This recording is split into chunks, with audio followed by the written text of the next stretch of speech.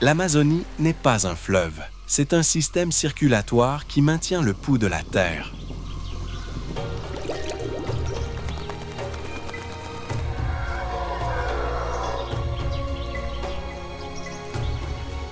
Ici, à chaque saison des pluies, l'eau engloutit des arbres aussi hauts que des immeubles de 5 étages, transformant la forêt en un océan vert et profond.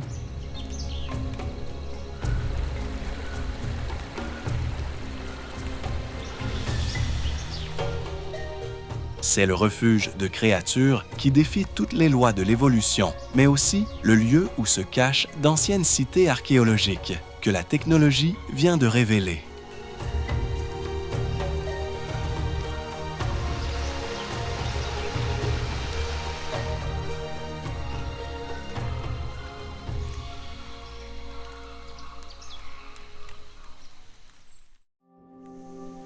Les Andes, là où commence le voyage. Bien avant de devenir le plus puissant fleuve du monde, l'Amazone naît dans les Andes, au cœur de paysages froids, abrupts et presque minéraux.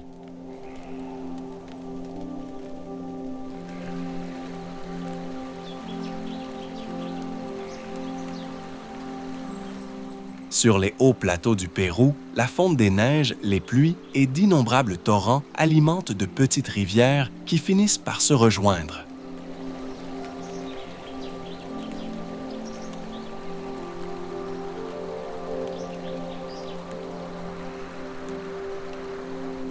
À cette altitude, rien ne laisse encore deviner l'immense bassin tropical qu'elles vont bientôt nourrir.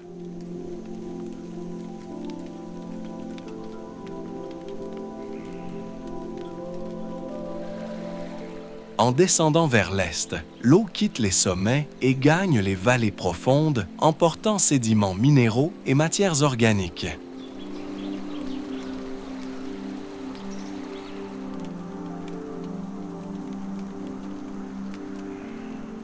Ces apports enrichissent les plaines amazoniennes et participent à la fertilité des zones inondables.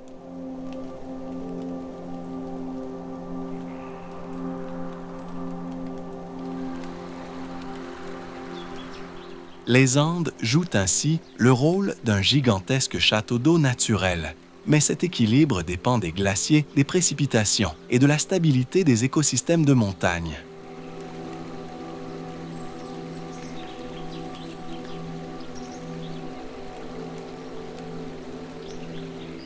Lorsque ces réserves diminuent, c'est tout le voyage du fleuve qui se transforme.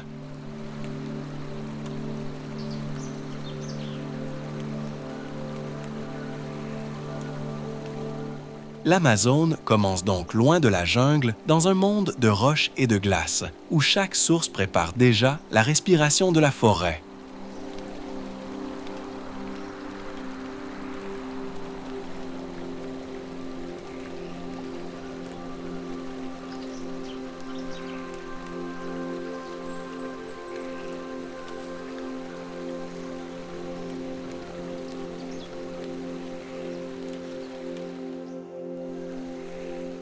L'aigle harpie.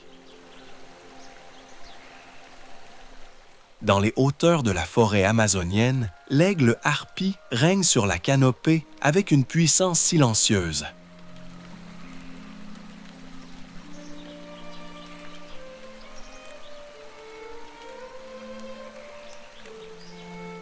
Ses ailes relativement courtes facilitent les manœuvres entre les arbres, tandis que ses pattes robustes et ses grandes serres lui permettent de capturer des proies vivants dans les branches, notamment des paresseux et certains singes.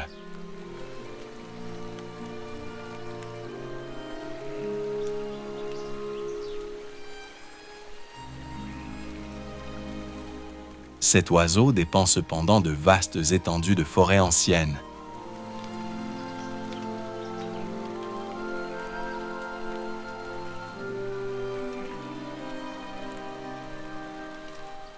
Il construit son nid dans les arbres les plus élevés et peut utiliser le même secteur pendant de nombreuses années.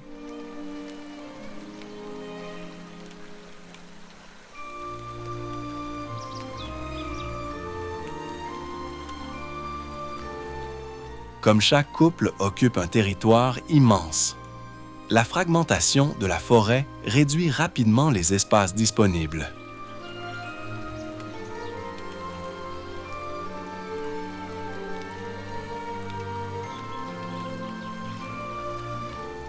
L'aigle harpie devient ainsi un indicateur de la santé de l'écosystème.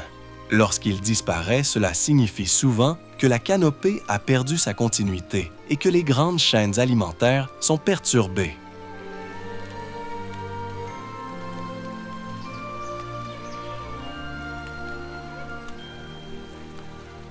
Malgré son apparence redoutable, ce prédateur reste vulnérable à la déforestation.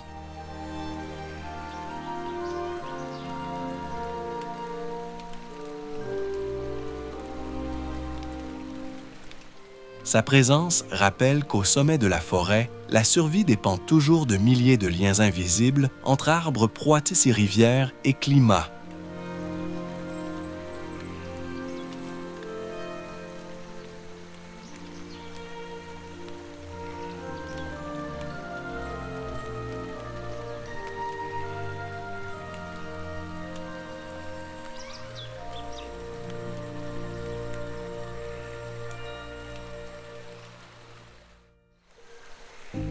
Les fourmis coupeuses de feuilles.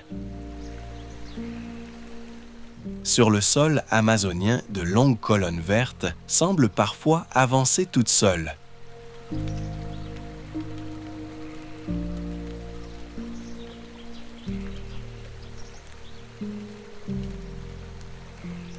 Ce sont les fragments de feuilles transportés par les fourmis coupeuses, capables de découper une végétation bien plus grande qu'elles.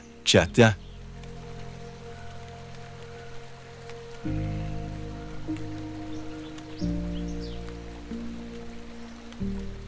Leur objectif n'est pourtant pas de manger directement ces morceaux.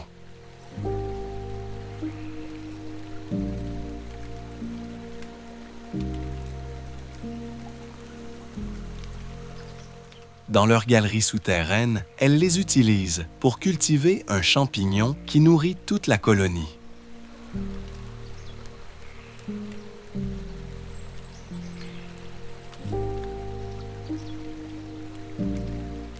Cette agriculture miniature repose sur une organisation impressionnante.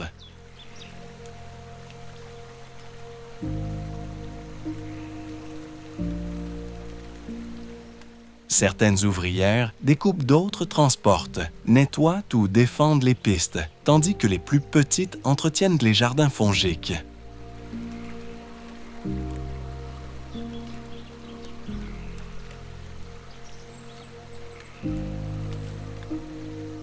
Une seule colonie peut abriter des millions d'individus et déplacer une quantité considérable de matière végétale.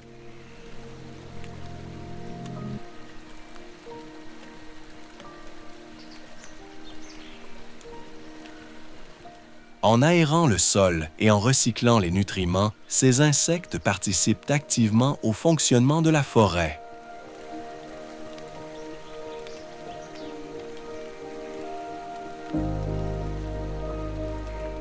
Mais leur activité peut aussi transformer rapidement la végétation autour du nid.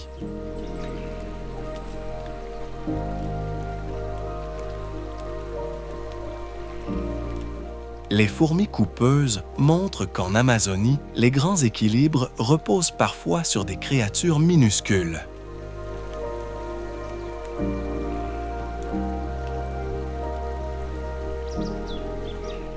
Sous les feuilles mortes, elles construisent de véritables cités agricoles, dont la complexité rivalise avec celle de nombreuses sociétés humaines.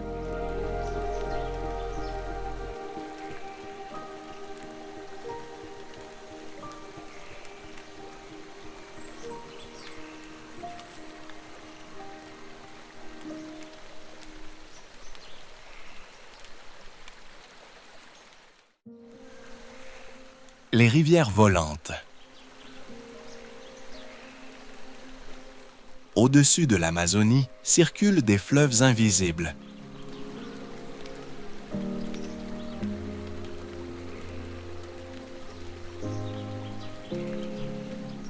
Chaque jour, les arbres absorbent l'eau du sol, puis la rejettent dans l'atmosphère sous forme de vapeur.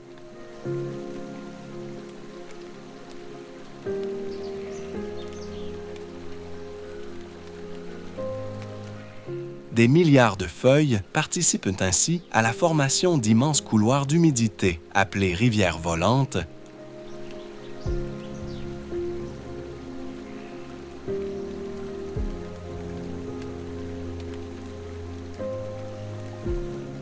poussée par les vents, cette vapeur quitte la forêt et transporte la pluie vers d'autres régions d'Amérique du Sud.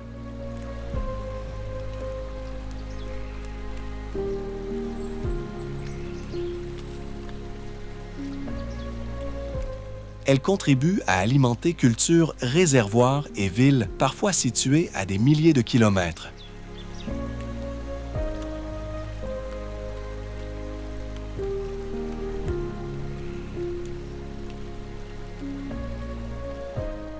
Sans cette circulation, certaines zones deviendraient plus sèches et les saisons des pluies plus irrégulières.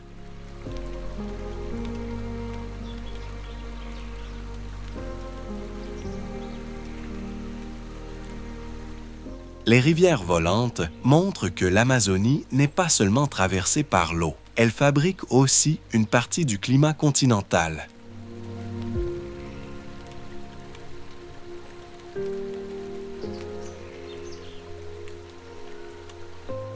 Lorsque la forêt recule, ce système perd de sa force.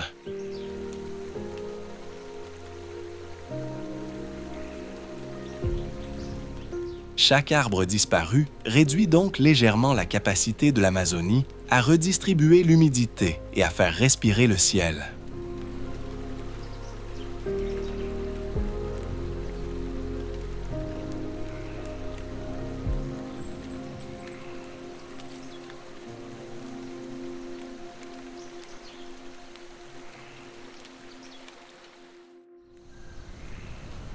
Cayeteur et le monde guyano-amazonien. Au cœur du Guyana, les chutes de Cayeteur surgissent d'un plateau ancien, avant de plonger dans une gorge couverte de forêts tropicales.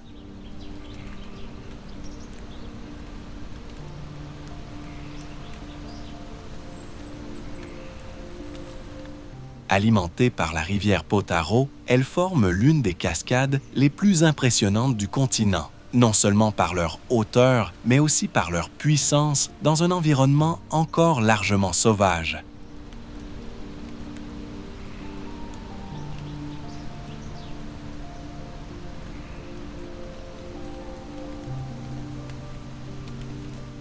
Autour de Cayeteur s'étend un monde guyano-amazonien, où rivières, falaises et forêts vivent dans une dépendance constante.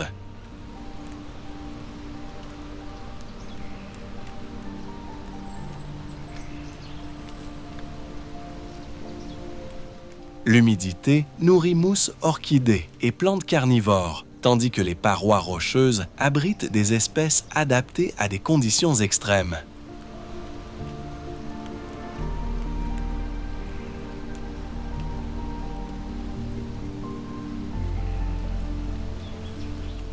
Les cours d'eau qui traversent cette région finissent par rejoindre le vaste réseau de l'Amazonie.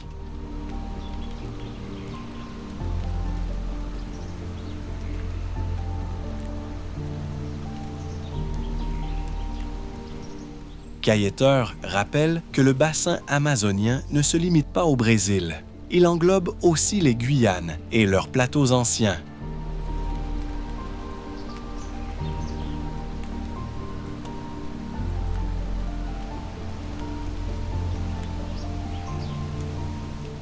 Ici, l'eau ne coule pas simplement vers la mer.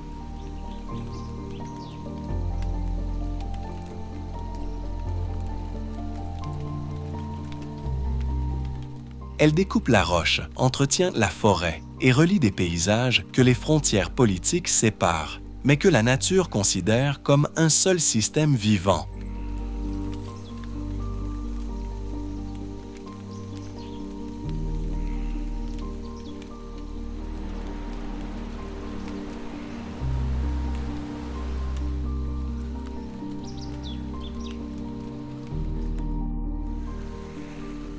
La canopée amazonienne.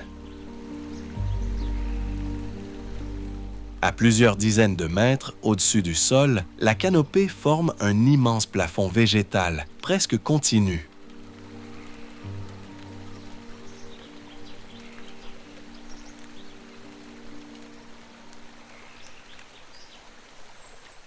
C'est là que la forêt capte l'essentiel de la lumière échange de l'humidité avec l'atmosphère et abrite une grande partie de sa biodiversité.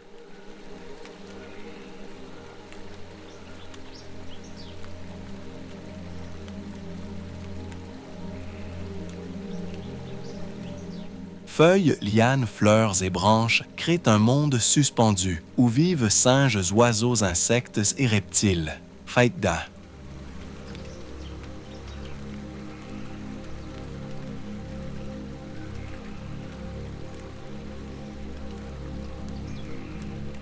La canopée régule aussi la température sous-jacente, ralentit les pluies et protège les sols contre l'érosion.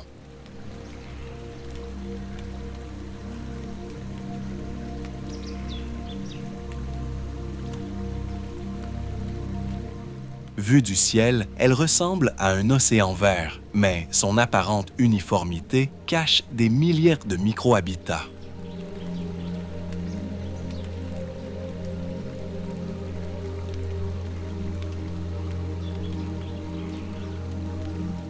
Chaque ouverture, provoquée par une chute d'arbres, déclenche une course vers la lumière.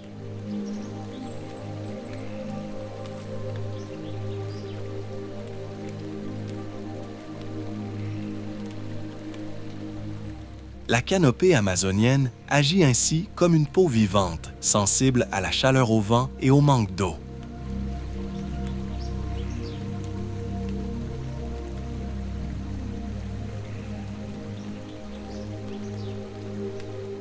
Lorsqu'elle se fragmente, la forêt perd une partie de sa capacité à conserver l'humidité et à maintenir son propre équilibre.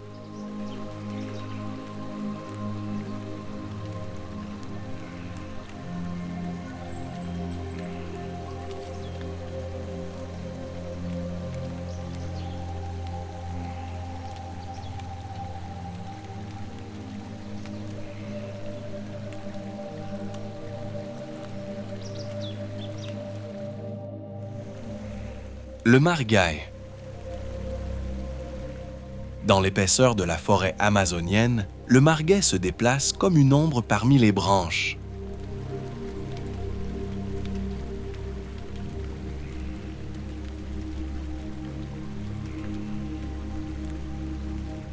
Plus petit que le jaguar et plus discret que l'oslo, ce félin possède de grands yeux adaptés à la nuit, une longue queue qui stabilise ses mouvements et des chevilles capables de pivoter largement.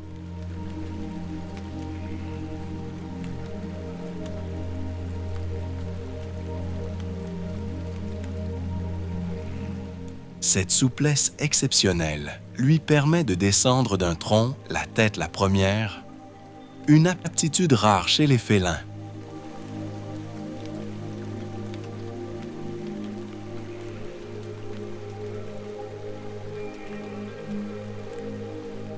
Le margaï passe une grande partie de son existence dans les arbres, où il chasse oiseaux rongeurs, lézards et petits primates.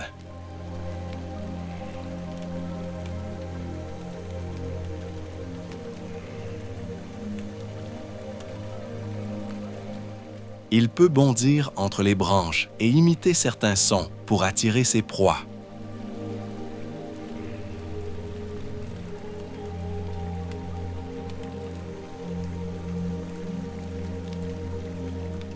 Pourtant, cette spécialisation devient une faiblesse lorsque la canopée est fragmentée .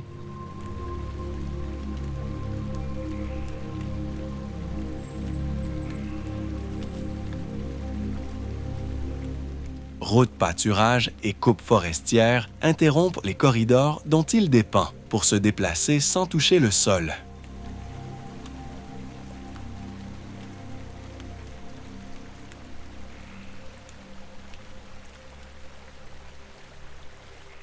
Sa présence révèle donc la qualité de la forêt, là où le margaï subsiste. les arbres restent assez proches pour former un véritable territoire aérien.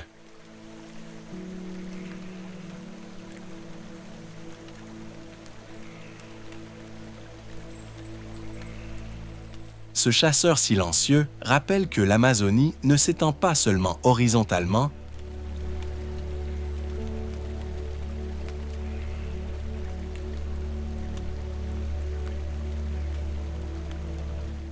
elle possède aussi un monde vertical suspendu où chaque branche peut devenir refuge-route ou terrain de chasse.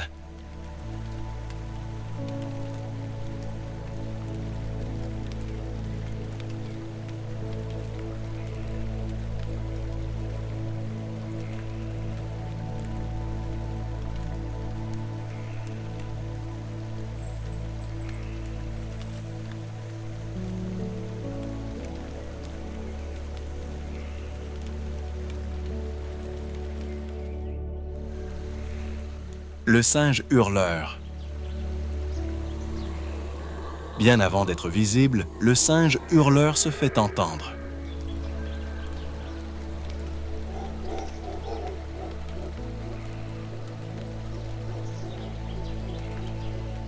À l'aube, son cri profond traverse la canopée et peut porter sur plusieurs kilomètres.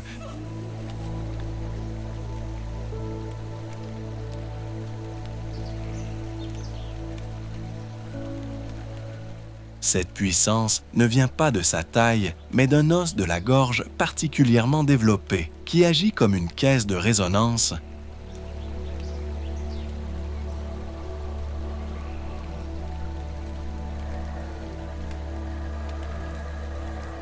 Le hurlement permet au groupe de signaler leur présence sans devoir s'affronter directement.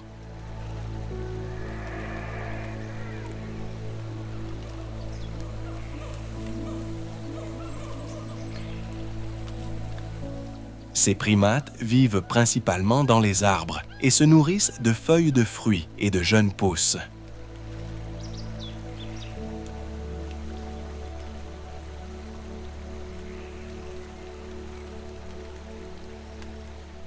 Leur régime peu énergétique explique leur rythme lent et leur longue de période d'un milieu de repos.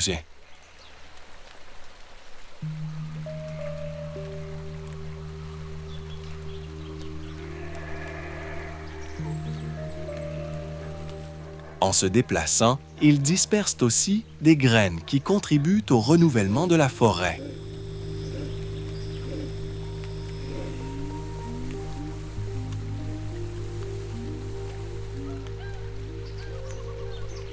Mais la fragmentation de la canopée les oblige parfois à descendre au sol, où ils deviennent plus vulnérables.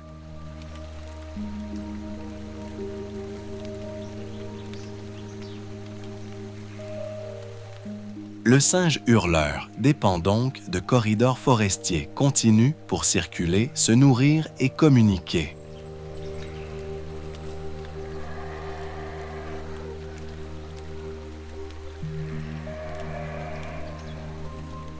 Sa voix impressionnante constitue l'une des signatures sonores de l'Amazonie.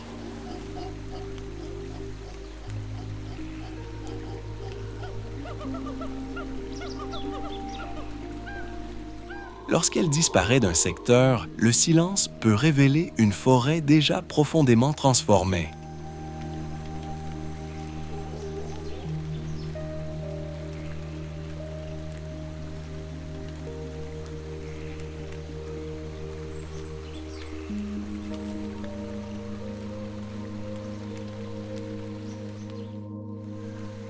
Le jaguar. Dans la forêt amazonienne, le jaguar avance avec une discrétion presque irréelle.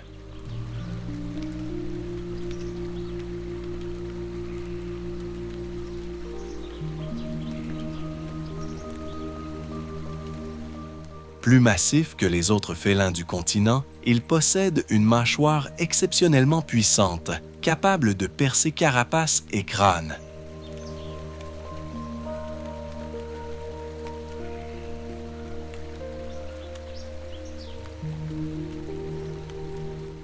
Contrairement à beaucoup de grands chats, il nage volontiers et chasse aussi bien sur les berges que dans les marécages ou les forêts inondées.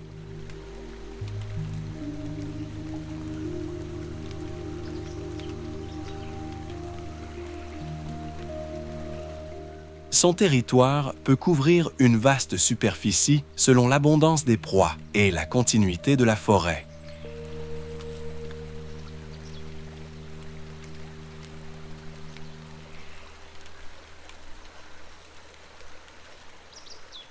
Capybaras, caïmans pécaris et poissons peuvent entrer dans son régime.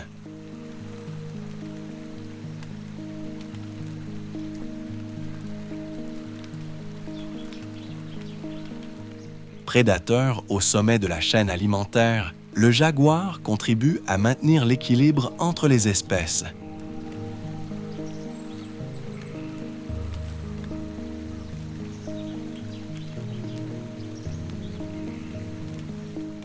Mais routes, élevages et déforestation fragmentent progressivement ses déplacements.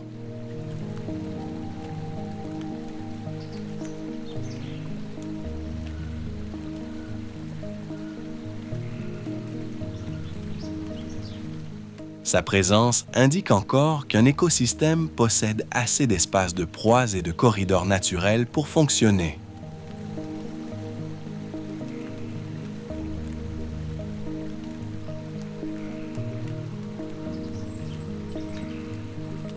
Lorsque le jaguar disparaît, ce n'est pas seulement un animal qui manque, c'est souvent toute l'architecture écologique de la forêt qui commence à se désorganiser.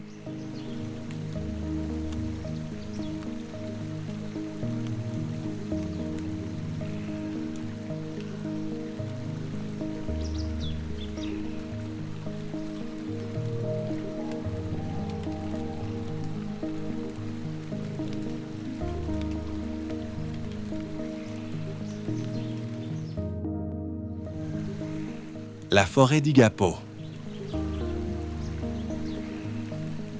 Lorsque les eaux noires des rivières amazoniennes montent une partie de la forêt, disparaît sous plusieurs mètres d'eau,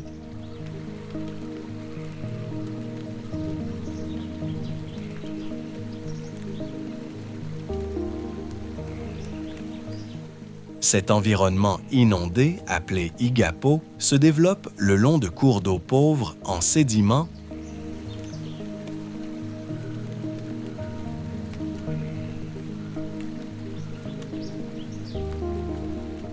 Pendant des mois, les troncs restent submergés et les poissons circulent entre des branches autrefois accessibles aux animaux terrestres et tétorants.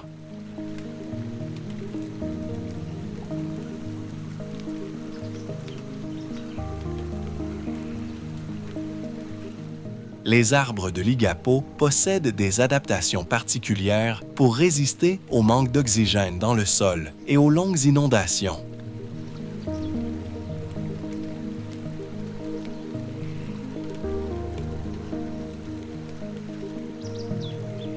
Certains fruits tombent directement dans l'eau où ils sont consommés, puis dispersés par les poissons.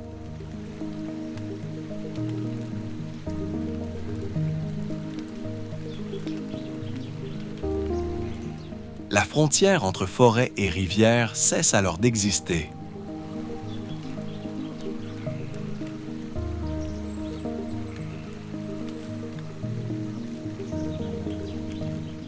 Cet écosystème sert de nurserie de refuge et de zone d'alimentation à de nombreuses espèces.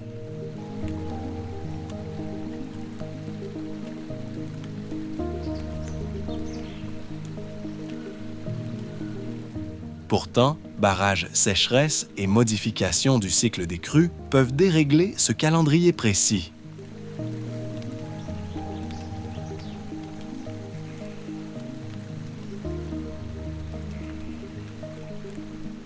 La forêt d'Igapo montre que l'Amazonie vit au rythme d'une respiration aquatique.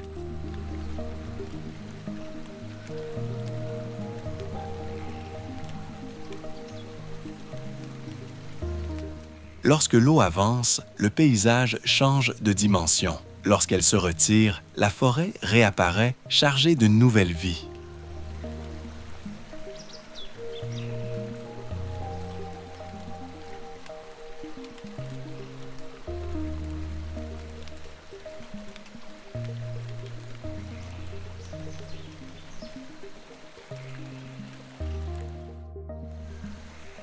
Le paresseux. Suspendu sous une branche, le paresseux semble ignorer toute notion d'urgence.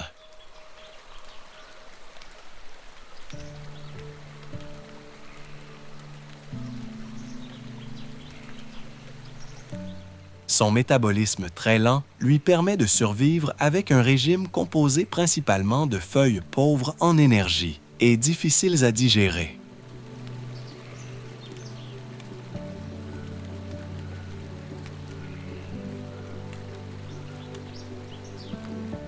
Ces mouvements mesurés réduisent sa dépense énergétique et l'aident à passer presque inaperçu dans la canopée.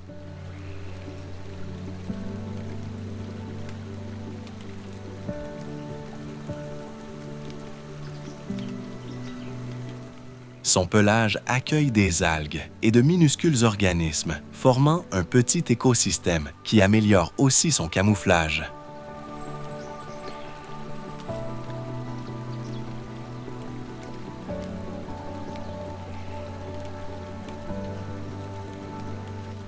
Le paresseux descend rarement au sol car il y devient vulnérable et maladroit.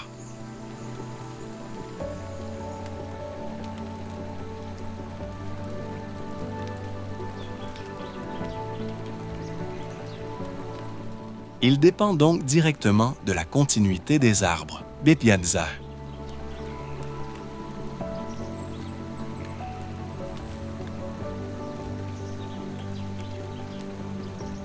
Lorsque la forêt est fragmentée par des routes ou des pâturages, ces déplacements deviennent dangereux.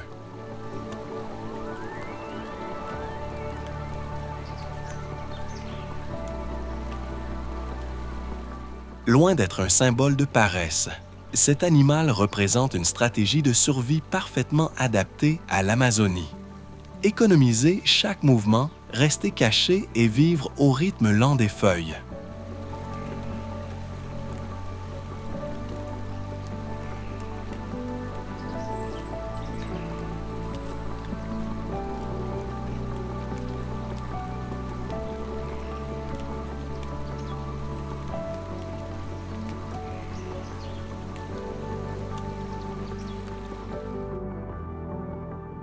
Le monde sous-marin de l'Amazonie. Sous la surface trouble des fleuves amazoniens existe un univers d'une diversité exceptionnelle.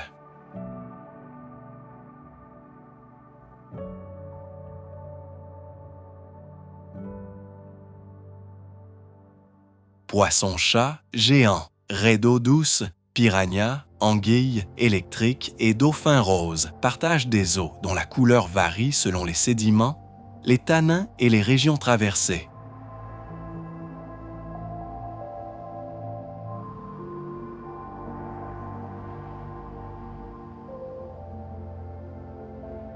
Chaque crue ouvre de nouveaux territoires.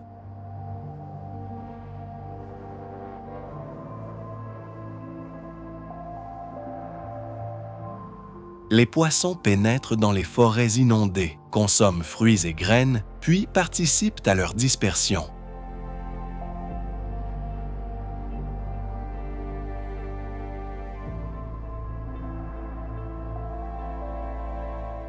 Les rivières deviennent ainsi des corridors biologiques aussi importants que la canopée.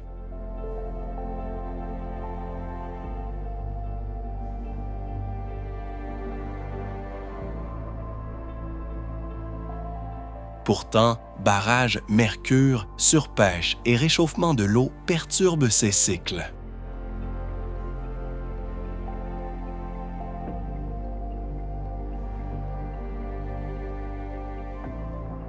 Le monde sous-marin de l'Amazonie reste difficile à observer, mais il soutient directement les communautés humaines et le renouvellement de la forêt.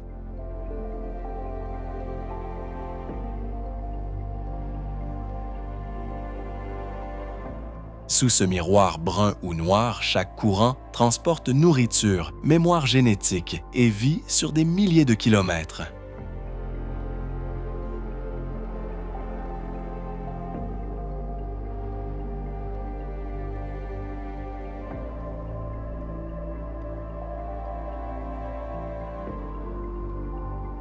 Le point de non-retour. Les scientifiques redoutent qu'une partie de l'Amazonie atteigne un seuil au-delà duquel la forêt ne pourrait plus maintenir son propre climat.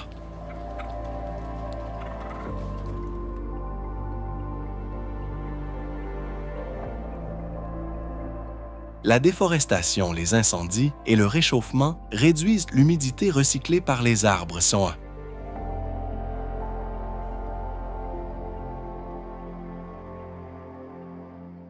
Si les pluies diminuent trop fortement, certaines régions pourraient évoluer vers des paysages plus secs.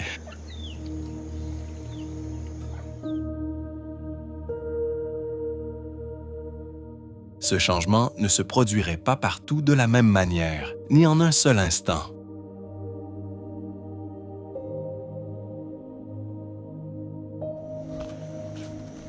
Il pourrait commencer par des saisons sèches plus longues, une mortalité accrue des arbres et des feux plus fréquents.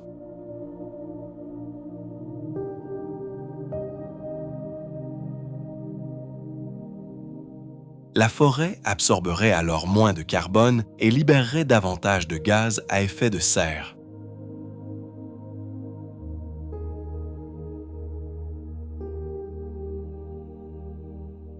Le point de non-retour n'est donc pas une frontière visible, mais une accumulation de déséquilibres.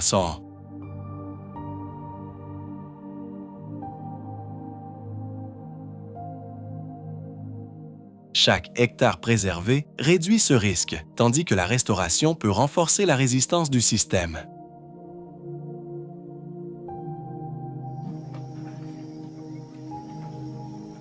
L'avenir de l'Amazonie dépend désormais de décisions prises bien au-delà de ses rives, car une forêt affaiblie modifierait le climat de tout un continent.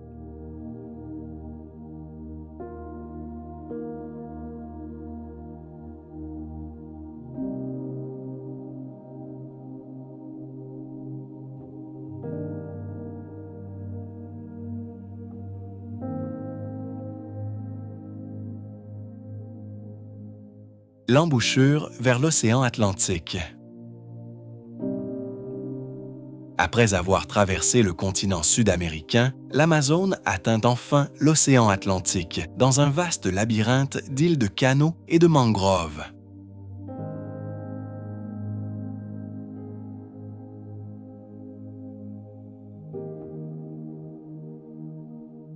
Son débit colossal repousse l'eau salée sur une grande distance et colore la mer avec des sédiments venus des Andes.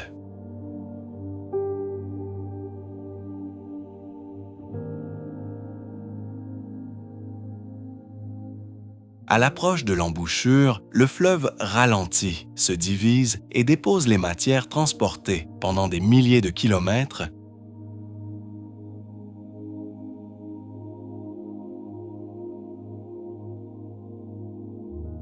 Poissons, oiseaux et communautés côtières dépendent de cette rencontre entre eau douce et marine.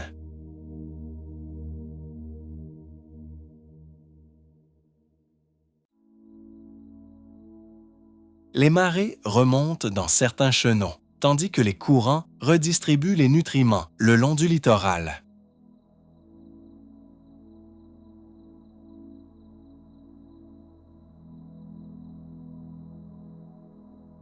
Ici s'achève le voyage visible de l'Amazone, mais son influence continue dans l'océan.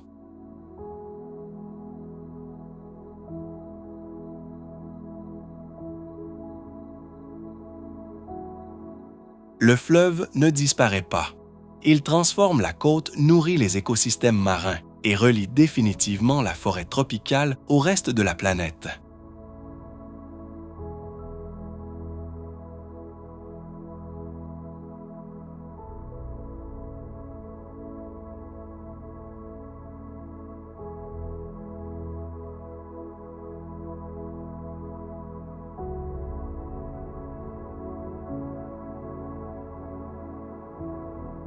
Le transport fluvial et les marchés du fleuve.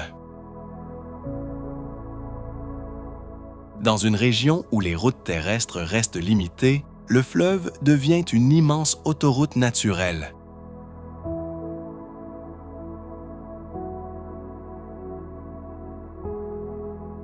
Ferries cargo, pirogues et bateaux à plusieurs ponts relient les grandes villes aux villages les plus éloignés.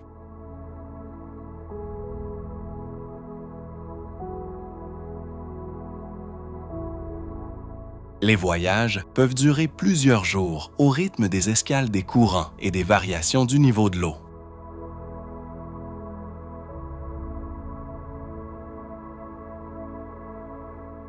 À bord circulent familles animaux, matériaux de construction fruits-poissons et appareils ménagers.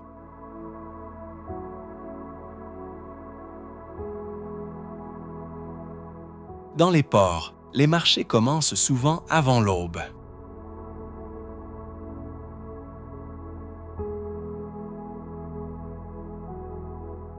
Bananes, manioc, açaï noix du Brésil et poissons fraîchement capturés passent directement des embarcations aux étals.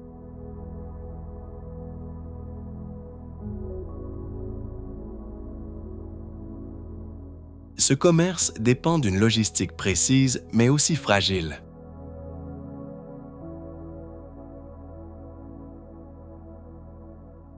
Une sécheresse sévère peut isoler des communautés et faire grimper les prix.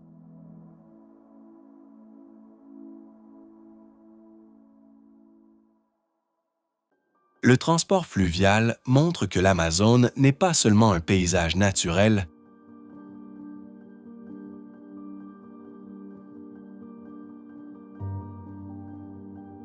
il constitue une infrastructure vivante indispensable à l'alimentation, aux échanges et à la continuité sociale de toute la région.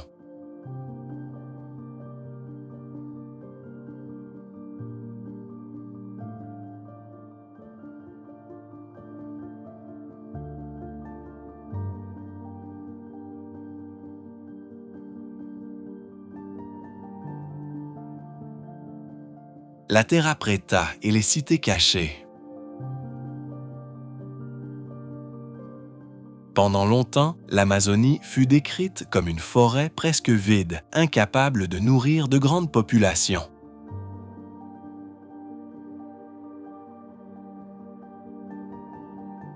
Pourtant, la découverte de sols noirs très fertiles, appelés Terra Preta, a profondément modifié cette vision.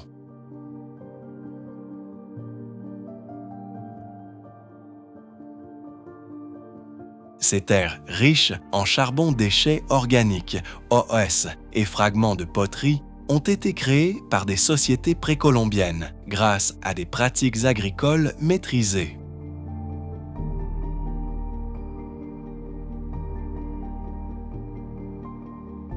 Autour de ces sols apparaissent les traces de villages, de routes de fossés et d'aménagements géométriques dissimulés sous la végétation.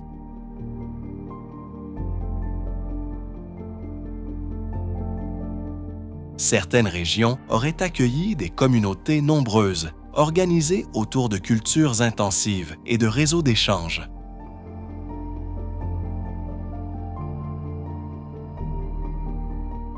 La Terra Preta montre que la forêt n'était pas seulement subie, elle était aussi transformée avec précision.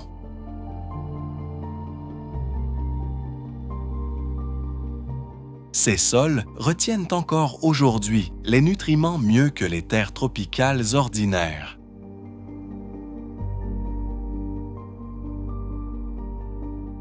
Ils révèlent une Amazonie ancienne peuplée et technologiquement inventive.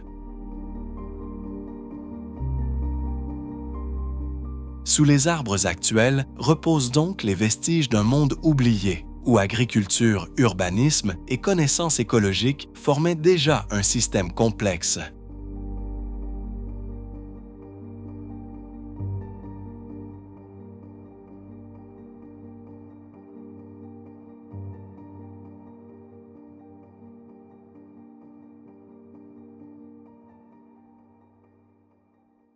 La rencontre des eaux. Près de Manaus, le Rio Negro et le Solimo se rejoignent sans se mélanger immédiatement.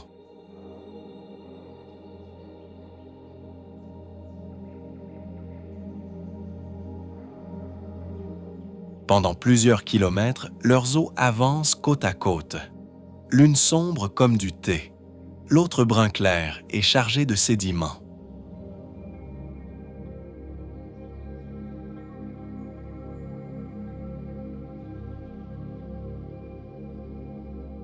Cette séparation spectaculaire s'explique par leur différence de température, de vitesse, de densité et de composition.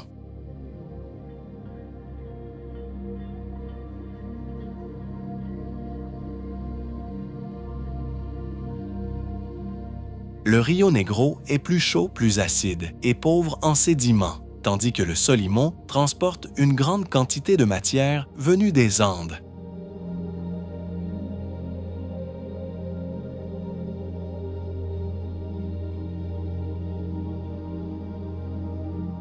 Peu à peu, les tourbillons finissent par unir les deux courants, donnant naissance au fleuve Amazone, tel qu'il poursuit son voyage vers l'Atlantique.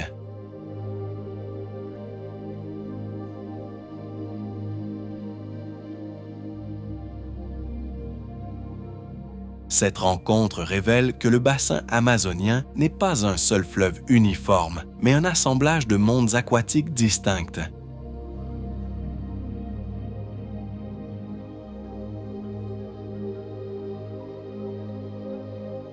Ici, deux rivières se touchent, résistent, puis finissent par devenir une seule force continentale.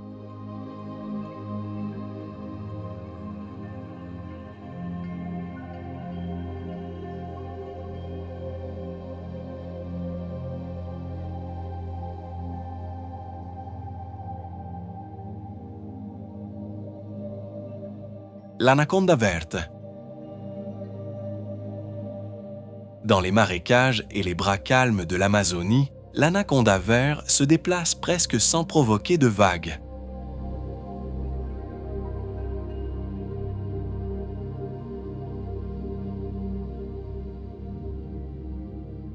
Plus lourd que la plupart des autres serpents, il utilise l'eau pour soutenir son corps massif et approcher ses proies avec une grande discrétion.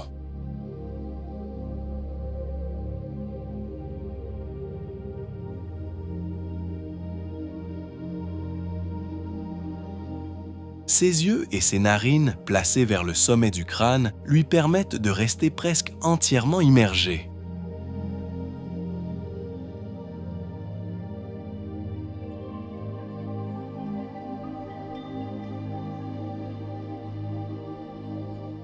Il chasse poissons, oiseaux-tortues, capybaras et parfois de jeunes caïmans.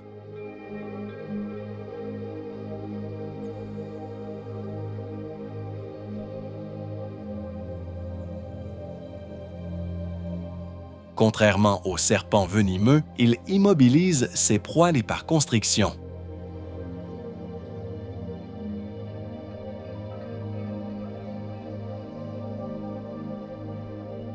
Malgré sa réputation impressionnante, il évite généralement l'être humain et dépend surtout de zones humides préservées.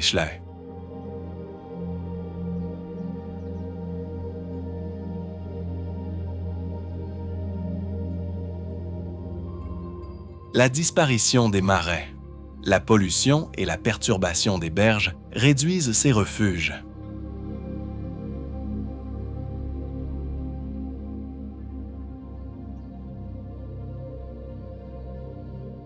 L'anaconda joue pourtant un rôle important dans la régulation des populations animales.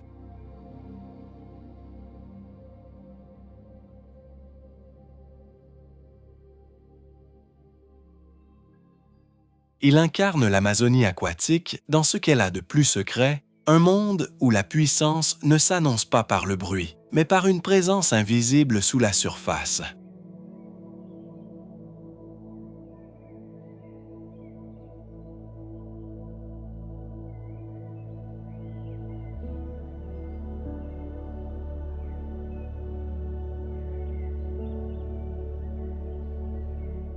La vie des communautés riveraines.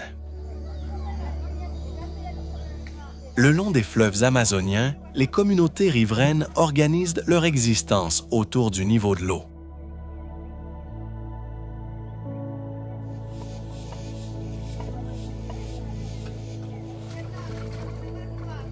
Les maisons sont souvent construites sur pilotis, les déplacements se font en pirogue et les marchés dépendent des bateaux.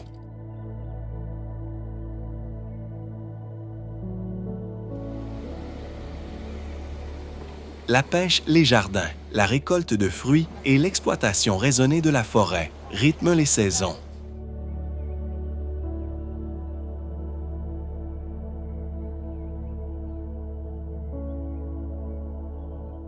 Lorsque la crue arrive, certains chemins disparaissent et les poissons gagnent les zones inondées.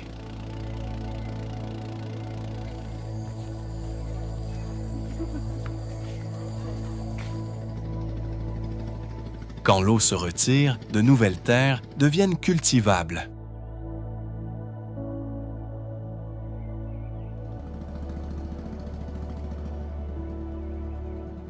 Cette connaissance du fleuve se transmet de génération en génération.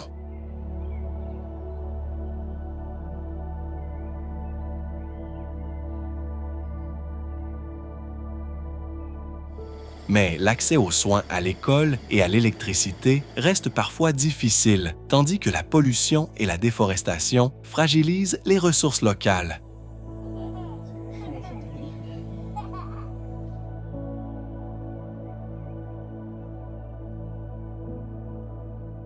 Ces communautés montrent que l'Amazonie n'est pas une nature vide, mais un territoire habité et façonné depuis longtemps.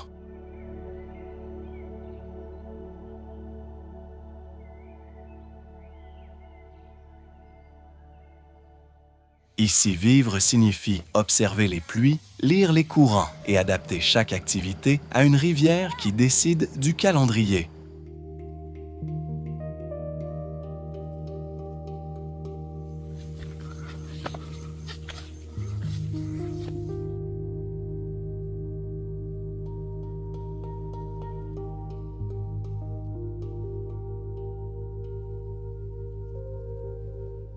Le dauphin rose de l'Amazone.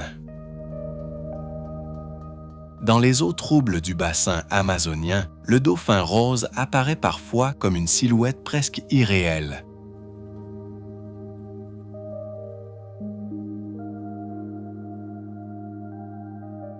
Aussi appelé boto, il possède un corps souple, un long rostre et des vertèbres cervicales qui lui permettent de tourner facilement la tête entre les branches des forêts inondées.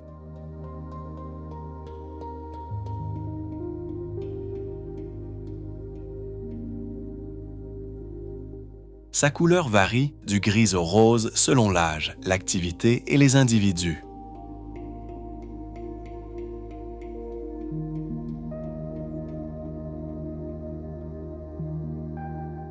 Il utilise l'écholocation pour se repérer dans des eaux où la visibilité reste très faible.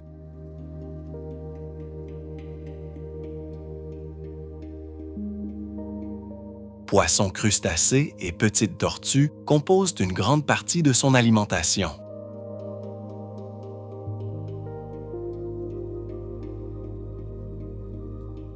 Durant les crues, il quitte les chenaux principaux pour explorer les plaines submergées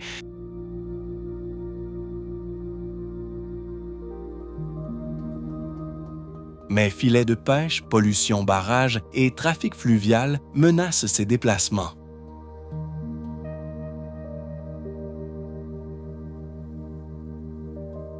Dans les récits amazoniens, le boto occupe aussi une place mystérieuse entre animal réel et personnage légendaire.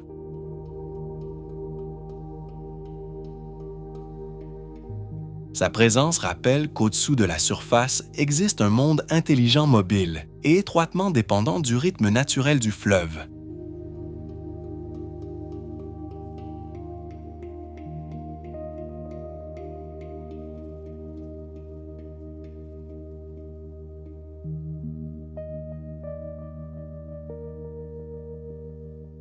Manaus, la ville au cœur du fleuve.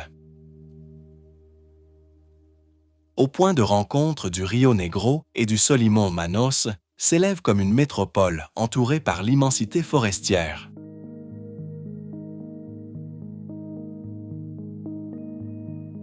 Fondée comme poste colonial, la ville connut une période de grande prospérité pendant le boom du caoutchouc à la fin du 19e siècle.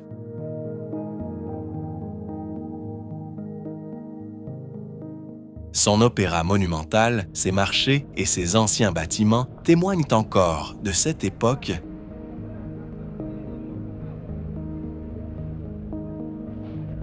Mais Manaus dépend surtout du fleuve. Marchandises passagers, carburants et produits agricoles arrivent par bateau depuis des centaines de communautés.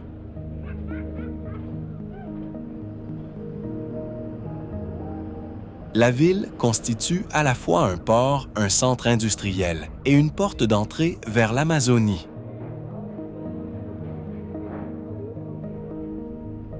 Son développement rapide crée toutefois des défis liés aux déchets, à l'assainissement et à l'expansion urbaine.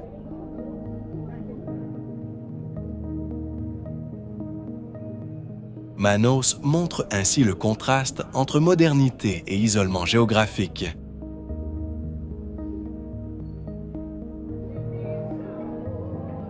Ici, la forêt commence aux portes de la ville, tandis que le fleuve reste la principale route vers le reste du territoire.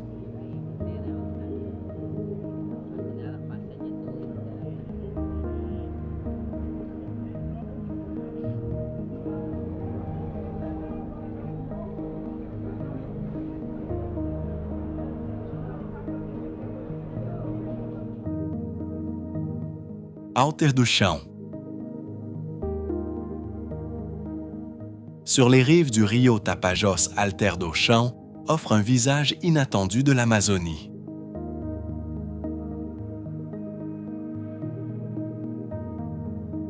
Pendant la saison sèche, le niveau de l'eau baisse et fait apparaître de longues plages de sable blanc.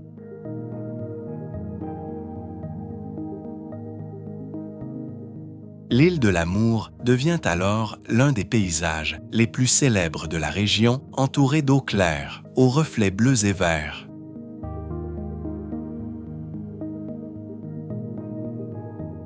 Mais ce décor change entièrement lorsque les pluies reviennent.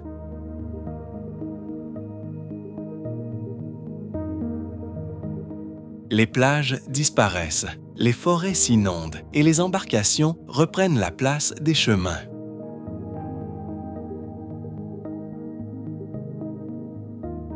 À proximité, l'écosystème du Tapajós abrite lac Igapo et communautés vivant de la pêche, du tourisme et de la forêt.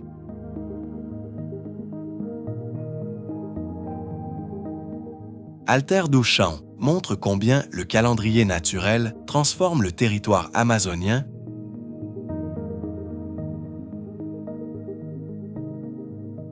La même rive peut devenir plage-port ou forêt submergée selon les mois.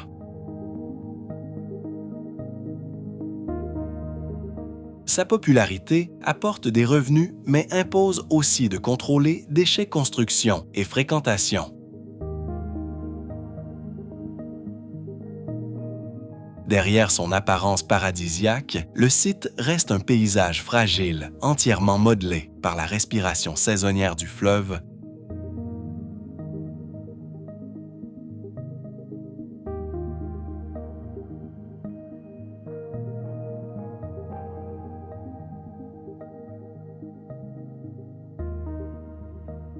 La déforestation.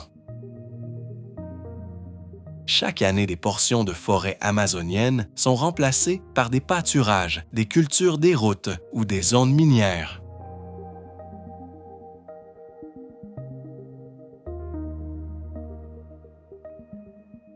Cette transformation fragmente les habitats, assèche les sols et réduit la capacité des arbres à recycler l'eau vers l'atmosphère.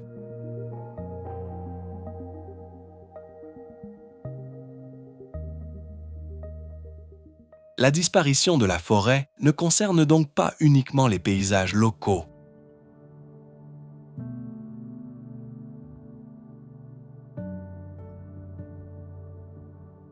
Lorsque les arbres sont coupés ou brûlés, le carbone qu'ils stockaient retourne dans l'air.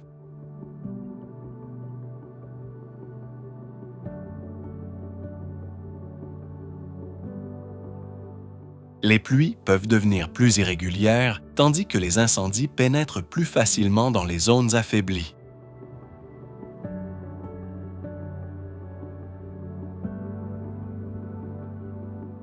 Les animaux perdent leur corridor et les communautés voient d'inembois diminuer poissons, fruits et plantes médicinales.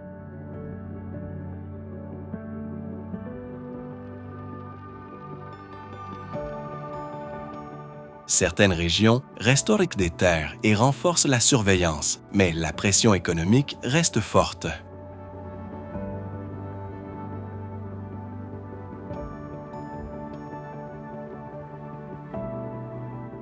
La déforestation agit comme une série de blessures qui finissent par modifier tout le système amazonien.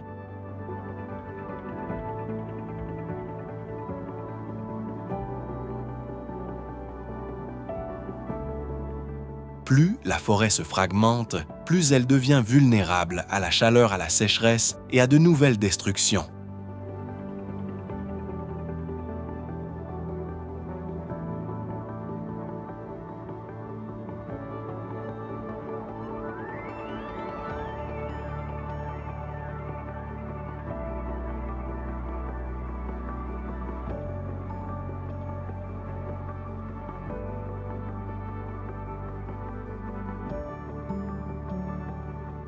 Les communautés indigènes, bien avant l'arrivée des villes modernes, les peuples indigènes vivaient déjà au rythme des fleuves des saisons et de la forêt amazonienne.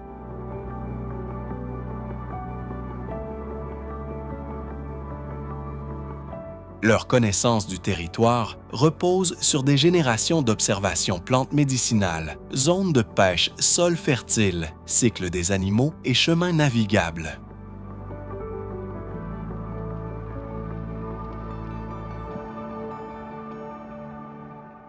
Ces communautés ne forment pas un seul ensemble uniforme.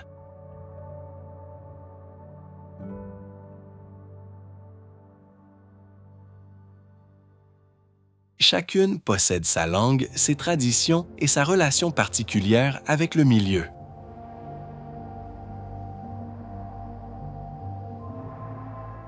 Beaucoup protègent encore de vastes territoires forestiers, mais subissent l'avancée de l'exploitation minière, des routes, des incendies et des activités illégales.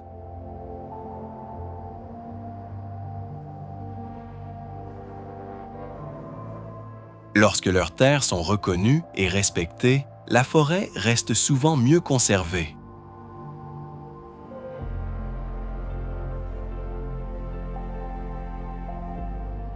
Leur rôle dépasse donc la défense d'un patrimoine culturel.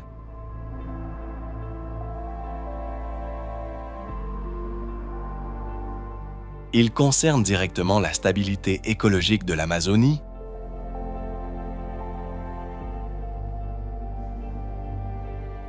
Protéger les peuples indigènes signifie préserver des savoirs, des langues et des méthodes de gestion capables d'aider la forêt à continuer de vivre.